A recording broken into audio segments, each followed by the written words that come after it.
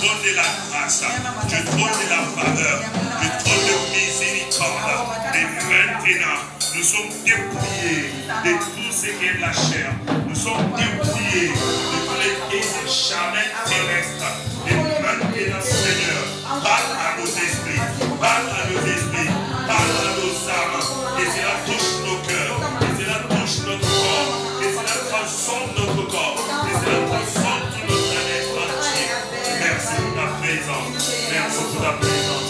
Saint-Esprit de Dieu, donne la révélation de la parole. Nous avons besoin de la révélation de la parole. Nous allons faire sortir la révélation. Parle ce matin. Révèle les Écritures. Révèle les Écritures. La parole vivante, la parole vivifiante, la parole puissante, la parole d'autorité, la parole qui brise les robes, la parole qui brise les pierres. Et cette parole sort aujourd'hui. Cette parole touche quelqu'un aujourd'hui. Et cette parole transforme quelqu'un aujourd'hui. Et cette parole change quelqu'un aujourd'hui. Avec le Seigneur Dieu, notre présence en ce lieu. Ne sois pas un Seigneur. Et que personne ne nous gloire. Et son Seigneur, faire des exploits avec toi. Sois loué, sois exalté. Sois magnifié. Sois célébré. Sois béni, Père. Sage, l'éternité à l'éternité. Au nom de Christ Jésus. Au nom de Christ Jésus. Au nom de Christ Jésus. Amen. Amen. Amen. Amen. Vous pouvez vous asseoir. Alléluia. Est-ce qu'on peut acclamer le Seigneur? Acclame-moi le roi des rois.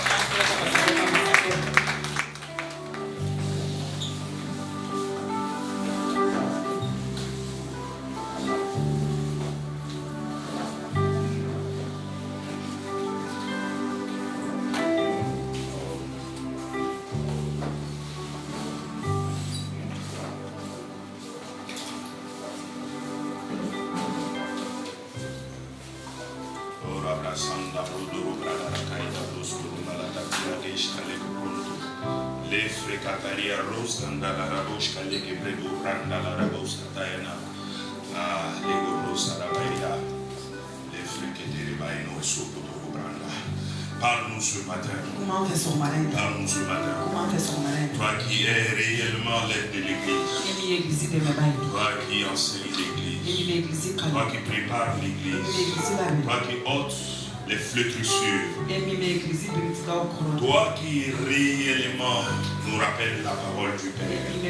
La parole du Seigneur Jésus. Nous donne la révélation. Parle-nous ce matin. Donne-nous la révélation de la parole. Alléluia. Nous avons commencé ce mois le combat spirituel par la foi efficace, par la foi dynamique et efficace. Le combat spirituel par la foi, une foi dynamique et efficace. Nous avons vu un premier passage. Il y a 2 dimanches de cela, dans Matthieu chapitre 16, le verset 15, où réellement Jésus demandait à ses disciples. Jésus a demandé à ses disciples, qu'est-ce que les gens disent de moi? Les disciples ont répondu à Jésus. Certaines personnes disent que tu es Élie. D'autres disent que tu es Jean-Baptiste. D'autres disent que tu es l'un des prophètes. Et Jésus dit ok, c'est bon. Ça c'était la réponse des gens. Jésus dit leur poser encore la question à ses disciples eux-mêmes, eux qui étaient avec lui et qui ont marché avec Jésus pendant 3 ans et demi. Jésus les a demandé, il les a posé cette question. Que dites-vous de moi? Moi Jésus, que vous appelez votre Seigneur, que vous appelez votre Sauveur, que vous appelez votre Maître. Que dites-vous de moi? Ce jour, j'ai même pris l'exemple ici, que moi, je peux poser la question à chacun ici, pour savoir qu'est-ce que toi-même tu dis de moi. Ou bien si je te pose la question, qu'est-ce que les gens pensent de moi? Tu peux me donner beaucoup de réponses. Parce que tu as entendu beaucoup de personnes parler de moi. J'ai entendu beaucoup de personnes dire beaucoup de choses à propos.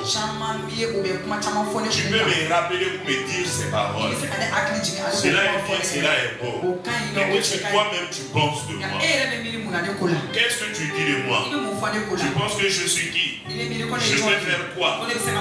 Qu'est-ce dont je suis capable? Et toutes ces choses-là, c'est cela. C'est la même chose que Jésus a fait. Il a dit à ses disciples, qu'est-ce que les gens pensent de moi?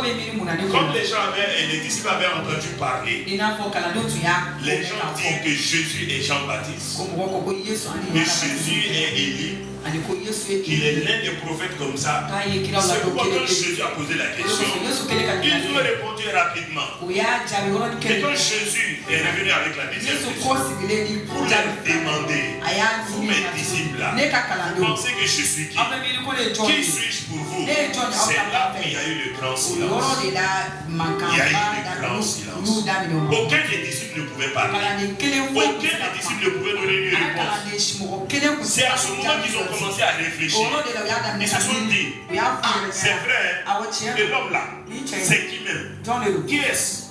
Qui est-ce? C'est vrai, il a guéri les malades. C'est vrai, il a chassé les démons. C'est vrai, il a multiplié les pains. C'est vrai, il a changé l'eau en vin. C'est vrai, il est en train de faire des enseignements. Ces enseignements sont différents des enseignements des pharisiens.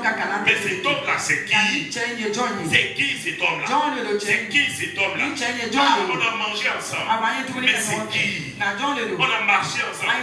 Mais c'est qui? Quand on regarde sa parole, il ne parle pas comme nous on parle. Mais c'est qui là? Quand on regarde son comportement, c'est différent de la nôtre. C'est qui alors?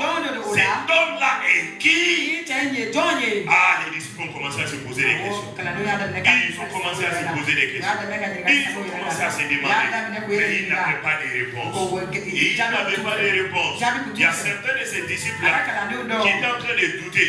Est-ce que ce n'est pas le Messie? Parce qu'ils avaient reçu la parole prophétique que le Messie allait venir, qu'il allait sauver Israël. Certains ont commencé à dire dans leur cœur, est-ce que ce n'est pas le Messie? Est-ce que ce n'est pas le Messie? Est-ce que ce n'est pas lui le sauveur? Mais ils n'osaient pas dire cela. Ils n'osaient pas dire cela parce qu'ils n'avaient pas toutes les preuves. Ils ne pouvaient pas certifier eux-mêmes. C'était les souverains sacrificateurs qui devaient certifier ça. Donc eux, ils ne pouvaient pas certifier. Donc c'est pourquoi ils ont fermé la bouche. Ils sont restés comme cela. Et quand ils sont restés comme cela, ils n'avaient pas de réponse. C'est dans ce moment-là que le Père a décidé que le Saint-Esprit puisse parler dans le cœur de Pierre. Et c'est pourquoi le Saint-Esprit a rapidement donné la révélation à Pierre. Et Pierre a reçu la révélation. Et Pierre a répondu à la question de Jésus.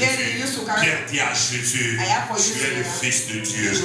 Tu es le Fils de Dieu. Tu es le Fils de Dieu. Tu es le Fils de Dieu. Tu es le Fils de Dieu.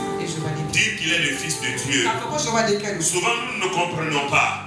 Dans notre langage ici, quand on dit que quelqu'un est fils de quelqu'un, ça veut dire que c'est l'enfant de la personne. Ça veut dire que ça vient de sa maison. Cet enfant-là aide sa maison et toutes ces choses-là. Mais dans la langue juive, quand on dit tu es le fils de quelqu'un, ça veut dire que tu es égal à la personne. Tu es la même personne que la personne. C'est comme si la personne s'est fait représenter ici. C'est comme la personne, il est venu lui-même. C'est ça être fils. C'est pourquoi quand Jésus a dit qu'il est le Fils de Dieu, les souverains sacrificateurs ont dit quoi? Le Sanhédrin a dit quoi? Et ça c'est une abomination. C'est une abomination. Comment quelqu'un peut dire qu'il est égal à Dieu? Parce qu'être fils de Dieu, c'est être égal à Dieu. Nous sommes des fils de Dieu. Nous sommes aussi comme cela. C'est pourquoi la Bible dit dans 1 Jean, tel il est, tel nous sommes aussi. Tel il est, tel tu es aussi.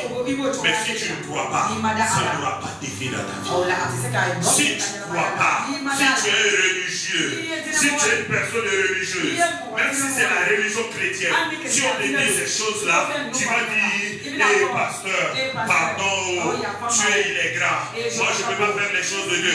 Son esprit c'est en toi. Pourquoi? Comment Jésus est devenu fils de Dieu?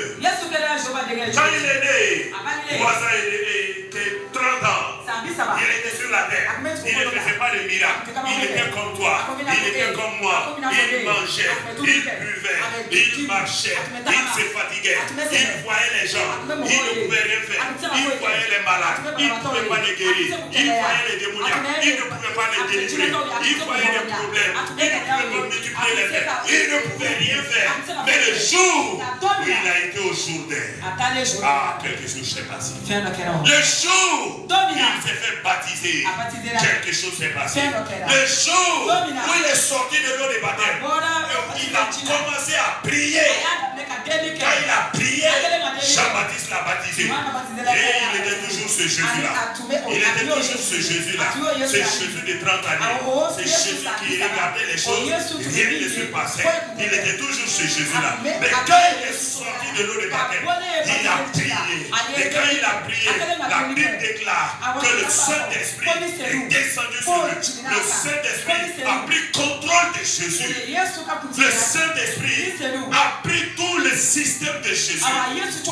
Le Saint-Esprit a pris le langage de Jésus. Le Saint-Esprit a contrôlé le regard de Jésus. Le Saint-Esprit a contrôlé la respiration de Jésus. Le Saint-Esprit a commencé à conduire Jésus.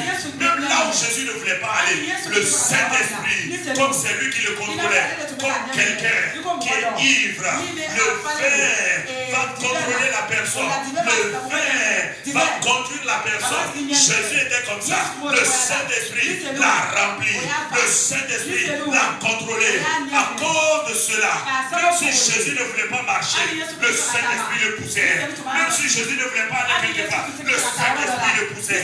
C'est pourquoi le Saint-Esprit l'a poussé à aller dans le désert. Qui aime aller dans le désert? Personne. Pendant 30 années, pourquoi Jésus n'est pas allé dans le désert? Pourquoi il n'est pas allé? Non. Il ne pouvait pas aller parce que le Saint-Esprit ne l'avait pas contrôlé. Et quand le Saint-Esprit l'a contrôlé, quand le Saint-Esprit est descendu sur lui, le Père a déclaré, celui-ci est mon fils bien-aimé. Pourquoi? Parce que le Saint-Esprit a pris le contrôle. Et quand le Saint-Esprit a pris le contrôle, tout ce que le Père faisait, tout ce que le Père fait, le Fils pouvait le faire. Est-ce que tu as le Saint-Esprit? Si tu as le Saint-Esprit, tu es son fils. Le Saint-Esprit, c'est la capacité de Dieu. Le Saint-Esprit, c'est Dieu lui-même. Il vient habiter en toi. S'il habite en toi, pourquoi tu vas dire que tu n'es pas Dieu? Tu es un Dieu. Tu es un Dieu. Mais si tu ne crois pas, rien ne va se passer. Quand les disciples étaient dans la barque, Jésus marchait sur l'eau. Il venait vers les disciples. Pierre a déclaré, si c'est toi, ordonne que je marche aussi sur l'eau et que je vienne vers toi. Quel disciple a dit cela? Quel disciple a dit cela? Tous les autres disciples, ils avaient peur. Ils étaient dans la crainte. Ils doutaient. Ils ne croyaient pas que c'était Jésus. Ils n'avaient pas la foi que c'était Jésus. Seul Pierre a eu la foi. Il a dit, si c'est toi, ordonne que j'aille vers toi. Jésus lui a dit, viens. Pierre a commencé à marcher. Pourquoi les autres ne sont pas sortis? Pourquoi Jean n'est pas sorti pour le suivre? Pourquoi Matthieu n'est pas sorti pour le suivre? Pourquoi Lévi n'est pas sorti? Pourquoi Judas n'est pas sorti? Pourquoi les autres disciples là, ils ne sont pas sortis? Ils n'ont pas cru. Ils n'avaient pas de foi. Si tu ne crois pas, rien ne se passera. Même si tu es chrétien, même si tu as fait 20 années d'année, même si tu as fait 100 ans d'année, si tu ne crois pas, rien ne va se passer. Rien. C'est pourquoi, dans ce mois-là, il est question de la foi. La foi. C'est la colonne vertébrale de la vie chrétienne. C'est l'une des bases de la vie chrétienne. La Bible déclare, sans la foi, il est impossible de plaire à Dieu. Sans la foi, tu ne peux pas plaire à Dieu. Regardez, Jésus aimait Pierre. Pourquoi? Pierre avait la foi. Pierre faisait les choses. C'est lui qui a marché sur l'eau. C'est lui qui a soulevé son épée. Même quand ils sont venus chercher Jésus là, ils voulaient l'attraper. Pierre a levé son couteau. Il a coupé l'oreille de quelqu'un là. Quand les femmes sont venues leur dire, il est ressuscité, il n'est plus ici. Pierre est sorti. Jean est sorti avant Pierre. Il courait pour aller voir le tombeau. Mais Pierre a dépassé Jean. Il est entré. Il a regardé. Il a vu. Il dit certainement ce que l'homme l'a dit. C'est réellement passé. Il est sorti. Il est parti. Sans la tu ne peux pas tuer. Même si tu donnes ta dîme, tu donnes tes offrandes, tu fais tout ce que tu as à faire. Même si tu pries, même si tu es baptisé dans le Saint-Esprit, même si tu parles en langue, mais tu n'as pas la foi, tu n'es pas agréable à Dieu. Tu n'es pas agréable à Dieu. Tu serais un serviteur. Ce n'est pas tous les servants qu'on aime. Ce n'est pas tous les serviteurs que tu aimes. Sans la foi, il est impossible de lui être agréable. Quand Pierre a parlé comme cela, Jésus a reconnu que c'est le Saint-Esprit qui a parlé. Et Jésus dit, c'est mon Père qui t'a donné cette révélation. Et Jésus dit, ne dites cela à personne. La foi, c'est une affaire personnelle. La foi, c'est une affaire personnelle. Ça te concerne toi. C'est pour ta vie. C'est pour toi-même. Quelqu'un d'autre ne peut pas avoir la foi à ta place. C'est pourquoi Jésus lui-même, chaque fois, quand les gens venaient pour être guéris, quand les gens venaient pour être délivrés, quand les gens venaient pour recevoir quelque chose, Jésus leur disait chaque fois qu'il te soit fait selon ta foi. Qu'il te soit fait selon ta foi. Et ce matin-là, ma prière est qu'il te soit fait selon ta foi. Qu'il te soit fait selon ta foi. Nous avons dit ce jour-là que la foi, c'est une relation personnelle avec Dieu. C'est une relation personnelle avec Dieu. C'est le connaître Dieu. Connaître qui il est pour toi. Cheminer avec lui. Marcher avec lui. Avoir une relation avec lui. Le connaître. Le connaître. Mais il y a beaucoup qui sont dans l'église. Ils ne le connaissent pas. Ils n'ont pas fait d'expérience avec lui. Beaucoup de personnes, beaucoup de chrétiens ont entendu parler de Dieu. Ils ont entendu parler de Dieu. Ils n'ont pas fait d'expérience avec lui. Il n'y a rien. Qu'est-ce qu'il y a dans ta vie qui te donne de prouver que tu existes? Qu'est-ce que tu as fait dans ta vie qui t'a étonné, qui t'a regardé comme un miracle et tu te dis réellement tu es ici. Réellement tu existes. Réellement ça c'est mon Dieu. Est-ce qu'il y a une œuvre, un témoignage comme cela? Est-ce qu'il y a une expérience comme ça dans ta vie? S'il n'y a pas de telles choses là, mon frère, je suis désolé de te dire, mais ta vie chrétienne là, ce n'est pas encore arrivé. Ce n'est pas encore arrivé. Ce n'est pas arrivé. Ce n'est pas arrivé. Non, disons-nous la vérité. Ta vie chrétienne, ce n'est pas arrivé. Je peux même dire, au niveau de la religion d'abord, tu n'as pas encore quitté les niveaux de la religion. Peut-être ça va te faire mal, mais pardonne-moi, c'est la vérité. Le vrai christianisme, c'est une relation avec quelqu'un. Le vrai christianisme, c'est une relation avec Jésus-Christ de Nazareth. Tu sais ce qu'il a fait pour toi. Tu sais les péchés qu'il t'a pardonné. Tu sais le changement qu'il a apporté. Là où il y avait l'infirmité qu'il a ôté. côté. Là où il est devenu ton espoir et ton espérance. Là où tu as expérimenté son secours, son soutien. Là où tu l'as vu à l'œuvre dans ta vie. Tu l'as vu à l'œuvre dans ton foyer, dans la vie de tes parents, dans la vie de la nation, dans la vie de l'église. Quelque chose qui s'est passé, qui t'a étonné, tu as vu la main de Dieu. Une situation dans laquelle Dieu a parlé à ton cœur. Dieu a touché ton cœur. Pour toi-même, tu t'es arrêté ce jour-là pour dire vraiment, ça c'est mon Dieu. Ça c'est mon Dieu.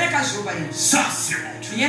C'est ce qui s'est passé avec les disciples quand ils ont vu Jésus ressuscité. Non, ils ne pouvaient pas s'en revenir. Ils ont dit non, c'est faux. Non, c'est faux. Non, c'est faux. L'homme là, qu'on a frappé, 3 jours seulement, ils ont frappé. Tout son dos a été déchiqueté. Tout son dos a été déchiqueté.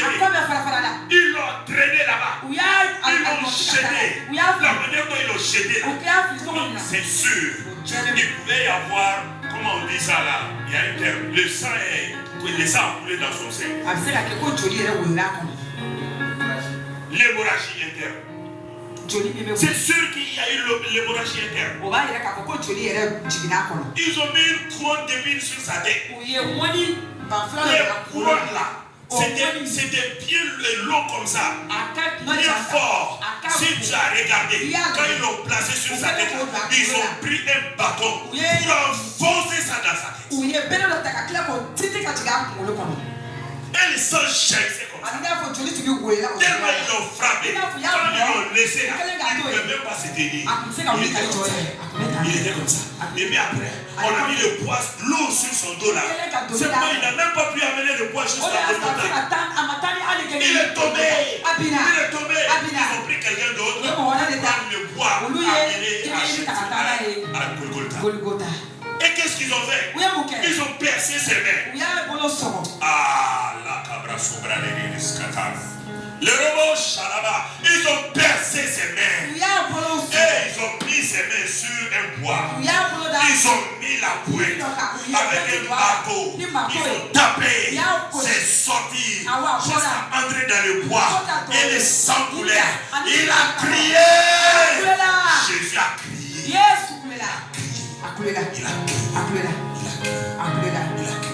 Ses pieds aussi.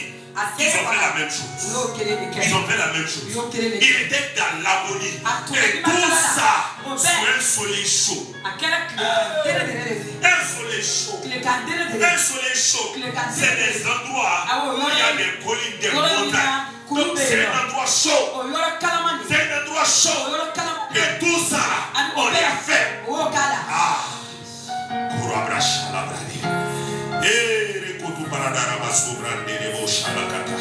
Et pour voir s'il était mort, qu'est-ce qu'ils ont fait? Ils ont pris une flèche là, ils ont percé son côté.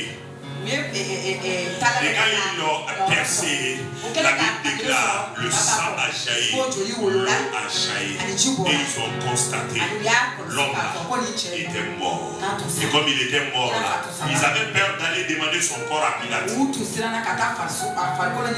Et quand son corps est resté là-bas, comme c'était la préparation du sabbat, dès qu'il mourait là, qu'est-ce qu'ils allaient faire? Ils allaient faire descendre son corps à côté de Golgotha là-bas. Comme c'est des montagnes, c'est des collines. Quand tu montes les collines, les montagnes là, tu vas voir les ravins, des grands trous à côté.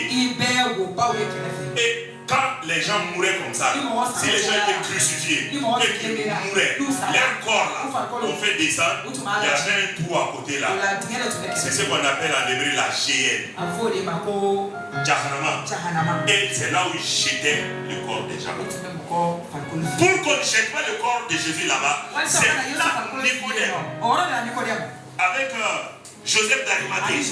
Ils sont partis demander le corps de Jésus. Et quand ils ont fait descendre son corps, Jésus était mort. Il ne bougeait pas. Il ne respirait pas. Il ne parlait pas. Il ne faisait rien. Joseph d'Arimathée, Nicodème, ils ont pris soin de son corps. Ils ont lavé son corps. Ils ont embaumé son corps là. Ils ont mis le linceul là. Et ils sont partis déposer ça dans les corps. Et 3 jours après, les femmes viennent dire que l'homme là, il n'est plus là-bas, qu'il est sorti. Et les disciples, après, l'ont vu de leurs yeux. Et Jésus est venu. La porte était fermée. Jésus est rentré. Et quand il est rentré, les disciples avaient peur. Ils ont dit, c'est qui comme ça? Jésus leur dit, c'est moi. Rassurez-vous. C'est moi. Ils n'avaient pas cru. Ils n'avaient pas confiance. Jésus leur dit, pour que vous croyez là, est-ce qu'il y a du pain? Est-ce qu'il y a du poisson? Donnez, je vais manger. C'est moi Jésus. C'est ce que je vous avais dit. C'est ça la parole prophétique. Je vous avais dit que le Fils de l'homme là sera donné, remis entre les mains des ennemis. Il sera crucifié. Mais 3 jours après, il le ressuscitera. Et Jésus de leur dire, vous mes disciples, vous m'avez vu. Toutes ces choses que j'ai eu à faire, vous avez été témoin de ces choses. Je vous dis quelque chose. Avec cette résurrection-là, tout pouvoir m'a été donné. Tout pouvoir. Jésus s'est arrêté devant ses disciples. Il les a dit, tout pouvoir m'a été donné. Dans le ciel, sur la terre, sous la terre, dans tout l'univers. Tout pouvoir m'a été donné. Et vous aussi, je vais vous donner ce pouvoir. Quand le Saint-Esprit va venir, quand le Saint-Esprit viendra sur vous, vous aurez ce pouvoir. Vous aurez cette force. C'est pourquoi la Bible déclare à tous ceux qui l'ont reçu, à tous ceux qui croient en son nom, il les a donné le pouvoir. Le pouvoir. Le pouvoir par le Saint-Esprit de devenir enfant de Dieu. C'est pourquoi je disais, tu es Dieu aussi. Tu es Dieu. Tu es Dieu. Mais si tu ne crois pas, ça ne va pas se manifester comme les disciples ont fait. Ils ont dit, l'affaire là c'est vrai. L'affaire là c'est vrai. Les multiplications qu'il a fait, les guérisons qu'il a fait, les délivrances qu'il a fait, sa résurrection prouve qu'il est le Messie. Et quand le Saint-Esprit est venu, les disciples, rien ne pouvait les arrêter. Rien, même devant la mort. Devant la mort. Pourquoi? Ils avaient foi en l'homme là. Ils avaient foi en l'homme là. Ils ont vu l'œuvre de l'homme. Ils ont vu l'action de l'homme. Ils ont vu la résurrection de l'homme. Ils ont vu le miracle de l'homme. Ils ont vu tout ce que l'homme a fait. Ils ont vu l'enseignement de l'homme là. L'homme de Nazareth. L'homme de Galilée. L'homme de Nazareth. Ah, ils l'ont vu. C'est pourquoi la foi est engendrée en nous. C'est pourquoi je te dis aussi, tant que tu n'as pas expérimenté quelque chose, tant que tu n'as pas vu, tant que tu n'as pas expérimenté des choses, vous n'avez pas communié. Comme les disciples, tant qu'il n'y a pas une expérience là, c'est difficile. Et cette foi-là soit engendrée en toi. Mais même à l'époque de Jésus, il y a eu des gens qui ont eu la foi. Quand ils ont entendu sa parole, quand ils ont entendu qu'il a fait ceci, il a fait cela, il a fait ceci, il a fait cela, il y a des gens qui ont eu la foi en lui. Comme la femme à la perte de sang. Elle a défié tout. Et elle a dit, si j'arrive à toucher seulement le vêtement de l'homme, ce n'est pas l'homme là lui-même. Vu tout ce qu'il a fait, vu les guérisons, vu tout ce qu'il a expérimenté, si j'arrive à toucher la femme, la croyance, qu'est-ce que tu crois en quoi? Tu crois en quoi? Tu crois en quoi? Tu pries Dieu, tu demandes des choses, tu veux avoir des choses, mais tu crois en quoi? Avant de prier, tu crois en quoi? Avant de prier, tu t'attends en quoi? Avant de dire quelque chose, tu t'attends en quoi? Avant de venir à l'église, est-ce que tu sais que celui qui prie là, celui que tu pries là, il est capable de te donner ce que tu as prévu. C'est pourquoi la Bible dit, quelqu'un qui n'est pas comme ça là, il va pleurer à Dieu. Quelqu'un qui est dans la prière, il ne croit pas que Dieu peut l'exaucer. Il ne croit pas que Dieu peut lui donner ce qu'il est en train de demander. Cette personne va venir, va parler, tuer son temps, va se lever, il va partir. Mais la personne qui croit que ce qu'il demande, Dieu peut lui donner ça, il vient une minute, il ne vient même pas. Peut-être quelque part pour dire, il va aller se consacrer quelque part. Mais sur place même, il va s'arrêter. Il va simplement dire, par la puissance de celui qui m'a sauvé, par la puissance du Saint-Esprit, il va commander et les choses vont se manifester. C'est pourquoi la Bible déclare, la foi vient de ce qu'on entend. La foi vient de ce qu'on entend. Ce que tu entends ce matin, qu'est-ce que cela est en train de faire? Qu'est-ce que cela est en train de susciter? Qu'est-ce que cela est en train de faire jaillir? Qu'est-ce que cela est en train de faire, en tout cas, émouvoir à toi? Est-ce que tu es comme les disciples? Est-ce que tu es comme les disciples? Si tu n'as pas expérimenté quelque chose, va le demander. Va le demander. Va le demander. Va chercher à expérimenter quelque chose. La foi, elle est importante. Lisons Romains 4. Romains chapitre 4. Va aller rapidement. Romains chapitre 4. Le premier verset. Romains chapitre 4. Le premier verset. Que dirons-nous donc dans